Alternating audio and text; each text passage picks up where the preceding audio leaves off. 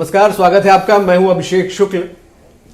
छत्तीसगढ़ सरकार को 4 साल पूरे हो गए हैं और इन 4 सालों में जो सबसे ज़्यादा चर्चा हुई है छत्तीसगढ़ मॉडल की या छत्तीसगढ़ के विकास की, और जिस चेहरे की बात हुई है वो चेहरा, वो शख्सियत इस वक्त हमारे साथ मौजूद है। हमारे साथ मौजूद है मुख्यमंत्री भूपेश बघेल जी। बहुत बहुत स्वागत है सर। जी नमस्कार। बहुत बहुत बधाई भी आपको, 4 साल आपके पूरे हो गए। जी धन्यवाद। 4 साल का ही पहला सवाल मैं ये करना चाहूँगा कि 4 साल पहले के भूपेश बघेल और अब 4 साल आज पूरे हो रहे हैं, किस तरीके से बदलाव देखते हैं? क्या आप कुछ अपने आप में चेंजेस पाते हैं? मैं नहीं समझता कि कोई भी ज़्यादा परिवर्तन हुआ है, क्योंकि 4 साल पहले प्रदेश अध्यक्ष के रूप में कार्यकर्ताओं के साथ मिलकर जनता के मुद्दे की लड़ाई हम लोग लड़ते थे। आज पूरा शासन प्रशासन, मंत्री, विधायक और साथियों से मिलकर उस समस्याओं के निदान की लड़ाई लड़ रहे हैं। तो संघर्ष दोनों में है, मेहनत दोनों में है और दोनों के अपने अलग अलग अनुभव है, दोनों का आनंद अलग है। व्यक्तिगत अपने रूटीन में तो चेंज आपके आए होंगे, व्यक्तिगत पर्सनालिटी में भी क्या कुछ चेंज पाते हैं? क्योंकि उस समय विपक्ष में थे तो एक बहुत ज़्यादा एग्रेसिवनेस रहती थी, थोड़ा समय भी शायद अपने लिए मिल जाता था। अब पर्सनालिटी में भी कुछ चेंजेस आपको लगता है? उसमें और इसमें अंतर ये आया कि वो ऊर्जा है, वो आम जनता के लिए संघर्ष के लिए था। अब ये अभी जो ऊर्जा है उसका केवल ऊर्जा इस प्रकार से ट्रांसफ़र हुआ कि जनता की सेवा में वो योजनाओं को लागू करने में लग रहा है। दूसरा व्यक्तिगत बात है तो कोरोना काल में तो सब नितांत अकेले हो गए थे। 2 साल सब एक दूसरे से दूर ही रहते थे। वो भी सब लोग, सबका अनुभव है, मेरा भी अनुभव है। तो हम लोग कहीं निकल नहीं सकते थे, आ जा नहीं सकते थे, बंगले में ही रहना है। परिवार भी, क्योंकि वो भिलाई परिवार पहले से भिलाई में है, तो कोरोना काल में उसको बुला भी नहीं सकते थे। तो ये है बात, तो रही है सब। बहुत सारी योजनाओं को आपने लागू किया इन 4 सालों में।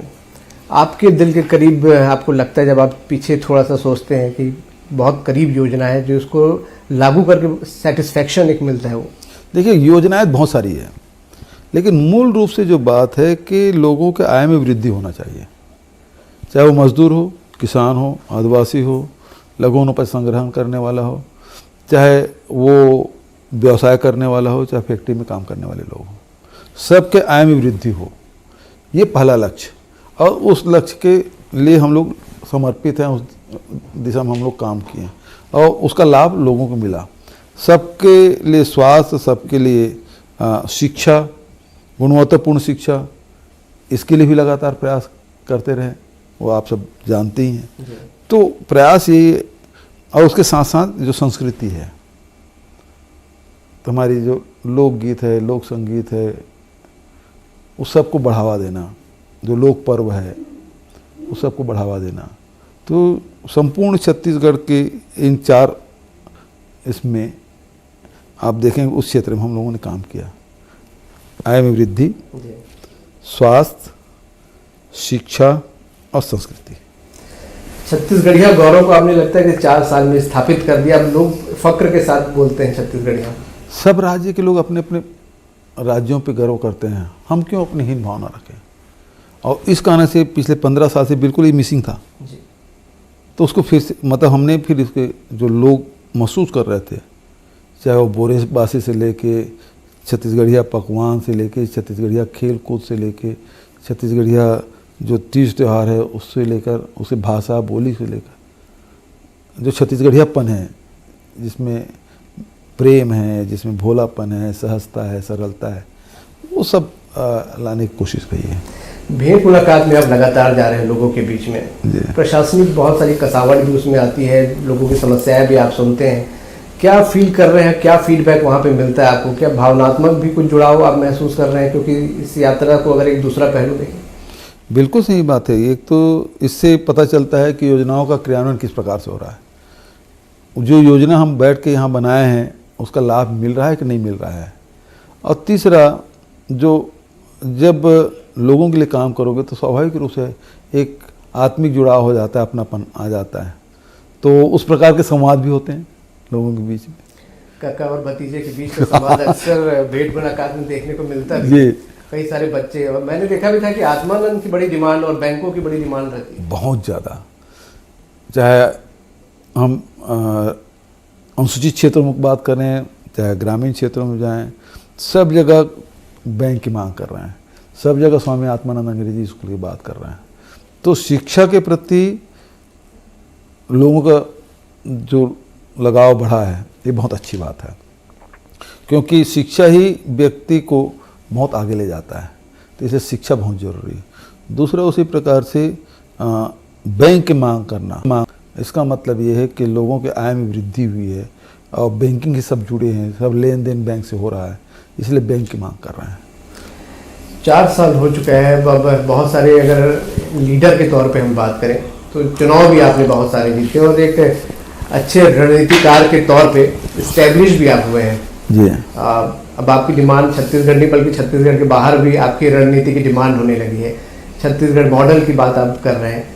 ये मॉडल छत्तीसगढ़ में तो सक्सेस दिख रहा है, बाहर भी आपको लग रहा है कि हाँ अब एक्सेप्टेंस हो रही है इस मॉडल के जरिए दूसरी जगह भी तरक्की? हिमाचल प्रदेश में 10 गारंटी है, उसमें 5 छत्तीसगढ़ के हैं। तो शिक्षा है, रोजगार है, तो सब कुछ जरूरी है। तो हम गौ पालन है, तो वो सब चीज़ें तो हमने वहाँ जोड़ा है और उसका लाभ भी हुआ है। तो सबसे बड़ी बात ये छत्तीसगढ़ मॉडल में यही है कि लोगों की जेब में पैसा जा रहा है। भारतीय जनता पार्टी की सरकारों में ये होता है कि लोगों की जेब से पैसा निकालते हैं, हम पैसा डालने का काम कर रहे हैं। इस काम के दौरान कई बार केंद्र के साथ टकराव की भी स्थिति बनती है, चाहे कोरोना का समय हो या फिर न्याय योजना के पैसे को लेकर हो या फिर अभी पेंशन योजना को लेकर चल रहे। इस टकराव को होते और समस्या से निपटते लगभग 4 साल हो गए। किस तरीके से इस टकराव को देखते हैं? कितना आपको लगता है कि हाँ आप बेहतर अब इसमें कर पा रहे हैं, उसको अच्छे से मैनेज कर पा रहे हैं? देखिए, जो हमारी योजना है उसको सब स्वीकार करते हैं, चाहे गोधन न्याय योजना की बात हो, श्रमिक न्याय योजना की बात हो, चाहे भूमिहीन राजीव गांधी किसान न्याय योजना की बात हो, लघु मूल्य खरीदी की बात हो, सब स्वीकार करते हैं। लेकिन अड़ंगा लगाने में कोई कमी नहीं करते हैं। जो हमको पैसा मिलना चाहिए वो नहीं मिलता। अब ये ओपीएस लागू कर दिए हैं, पैसा तो कर्मचारियों का है, अंशदान राज्य सरकार का है, ऐसे भारत सरकार का क्या काम? पैसा नहीं दे रहे हैं तो उसका रास्ता निकलेगा। जैसे धान कम 2500 रुपये दे रहे थे, रोक लगाया था हम, राजीव गांधी किसान न्याय योजना लागू कर, तो आखिर रास्ता निकला है ना, तो रास्ता निकालेंगे सब। रास्ता निकालते हुए आगे बढ़ना आप सीख चुके हैं, बीच का रास्ता आप निकाल चुके हैं। अगला साल भी अब चुनावी साल है जी। इस समय तक अगली बार सरकार बन रही होगी, क्या कुछ सोचा है आपने कि अगला 1 साल किस तरीके से जनता के बीच जाऊंगा और किस तरीके से सारी चीज़ें पेश करूंगा? सबसे बड़ी बात यह है कि जो हमारी उपलब्धि है उसी के लेकर जनता के बीच में जाएंगे। हमने अच्छा काम किया है, हमने जनता के हित में फैसला लिया है, तो हम आपके वोट पाने का अधिकारी हैं, तो हम इसको लेकर जाएंगे। विपक्ष भी लगातार सवाल उठाते रहता है, कई बार तरह तरह के आरोप भी उससे लगाता है। विपक्ष में बहुत सारे बदलाव भी आपने देखे यहाँ पर। एक चीज़ विपक्ष के बड़े नेता भी बोलते हैं कि विपक्ष और सत्ता के बीच में अगर सबसे बड़ी कोई बाधा है तो भूपेश बघेल का चेहरा है। कैसे उस रणनीति से निपटेंगे? वो भी कुछ रणनीति तो बना रहे हैं। अब वो तो लड़ नहीं पा रहे हैं, तो ईडी आईटी सक्रिय कर दिए ताकि सरकार को बदनाम करो, परेशान करो। लेकिन जनता इसको भी समझ चुकी है, हम लोग भी ऐसी चीज़ों को झेल चुके हैं, तो मैं नहीं समझता इससे बहुत ज़्यादा फर्क पड़ेगा। लेकिन ये है कि विपक्ष और सत्ता के बीच में, केंद्र में हम विपक्ष में हैं, तो इसमें कटुता नहीं आना चाहिए, कटुता की राजनीति नहीं करना चाहिए, वैमनस्यता की राजनीति नहीं होनी चाहिए। जनता ने उन्हें भी चुना है, जनता ने हमें भी चुना है, तो सम्मान तो होना चाहिए। लेकिन दुश्मनी के स्तर पर आके किसी को जेल भेज देंगे, किसी को फंसा देंगे, अधिकार है आपका, आपके ईडी का अधिकार मिला हो, आप कुछ भी कर सकते हैं, लेकिन इस प्रकार से दुरुपयोग नहीं होना चाहिए। जी, जांच का तो स्वागत भी किया था आपने। जांच का स्वागत होनी, जहाँ भ्रष्टाचार है करे कार्रवाई, लेकिन किसी फंसाना, ये टारगेट करके उसके सारे ताना बाना बुनो, तो ये गलत बात है ना। और जनता इस बात को समझ रही है। अब महाराष्ट्र में जैसे सत्ता परिवर्तन हुआ, सारे ईडी, आईटी, डीआरआई और पता नहीं वो जो नारकोटिक्स वाले हैं वो सब गायब। अब वहाँ के हीरो हीरोइन अब गांजा नहीं पीते, सब ठीक हो गए हैं, है ना। वहाँ IT ED का कोई काम नहीं है क्योंकि अब राम राज्य आ गया। ऐसे थोड़ी होता है। तो और भी बहुत सारे इश्यूज होते हैं, विपक्ष उठाते रहता है, कई बार धर्मांतरण के मुद्दे को उठाता है। हालांकि आपने यहाँ पे इसे बहुत सक्सेसफुली एक तरीके से काउंटर भी किया है यहाँ पर, चाहे रामवन गमन की बात कर लें या चंदखुरी की बात कर लें। आपको लगता है आने वाले समय में इस प्रकार के मुद्दों को और उठाया जाएगा, जोर पकड़ा जाएगा, और उसके लिए तैयार है? बिल्कुल। देखिए, कानून में जो व्यवस्था है उसके हिसाब से हम काम करते हैं। जाति तो जन्म से तय होता है, धर्म व्यक्ति अलग अलग। अब हम मान लो हिंदू हैं तो हिंदू में भी कोई शिव को मानते हैं, तो कोई विष्णु को मानते हैं, कोई शक्ति को मानते हैं, तो सब अलग अलग। कोई अघोर पंथ के हैं तो कोई कबीर पंथ के हैं, तो कोई किसी को मान रहे हैं। तो इसका मतलब ये थोड़ी उसको कि किसी एक पंथ को मान रहे हैं तो दूसरे को छोटे हो गए या उसके प्रति घृणा करें, ये नहीं होना चाहिए। लेकिन जबरदस्ती आप किसी को आप कर रहे हैं तब गलत है। आप लालच दे के, डरा के, धमका के, भय दिखा के, लालच दे के यदि धर्मांतरण करते हैं तो बिल्कुल गलत है। कानून और व्यवस्था के खिलाफ कार्रवाई करेंगे, और हुआ भी है। एक अर्थव्यवस्था का आपने जिक्र किया, लगातार किसानों की या बाकी लोगों की जेब में डायरेक्ट पैसे आप डाल रहे हैं, बावजूद इसके विपक्ष कर्ज को लेकर बार बार सवाल उठाता है। हालांकि अब आप बता रहे हैं कि इस साल आप लोगों ने कोई कर्ज भी नहीं लिया। फाइनेंशियल स्थिति छत्तीसगढ़ की अब क्या लगता है पहले से काफ़ी बेहतर है? देखिए, शुरू में जब सरकार बदले और हमें अपनी योजनाओं का क्रियान्वयन करना था, क्योंकि पिछली सरकार के अपने एजेंडा, उसकी प्राथमिकताएं अलग थी, उसके फ्लैगशिप प्रोग्राम अलग थे, हमारे अलग है। तो उसके लिए धन जुटाना हमारे लिए ज़रूरी था, तो हमने कर्ज लिए भी, उसे इनकार नहीं है। लेकिन अब हमारे वित्तीय अनुशासन और आय के स्रोत हम लोग ढूंढे तो स्थिति ये है कि मध्य प्रदेश में हम जिससे हम अलग हुए वो तो कर्ज ले चुके,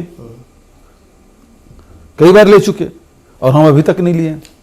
ये अंतर तो है। तो हमने अर्थव्यवस्था ठीक संभाला है।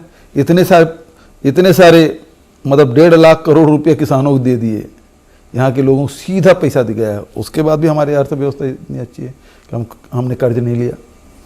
कई आपकी योजनाओं का विरोधी भी स्वागत करते हैं, बहुत तारीफ भी उसकी की, हालांकि कई बार खुले दिल से बोल के थोड़ा पीछे भी हट जाते हैं, लेकिन तारीफ आपकी हुई है और ये दूसरे राज्य भी अब इसे अपना रहे हैं। क्या इसे आप मानते हैं कि छत्तीसगढ़ मॉडल का ही सक्सेस है? देखिए, आज आर्थिक युग है, अर्थ का युग है, और इसमें जब तक के लोगों के आय में वृद्धि नहीं करेंगे, रोजगार के अवसर नहीं प्रदान करेंगे, तो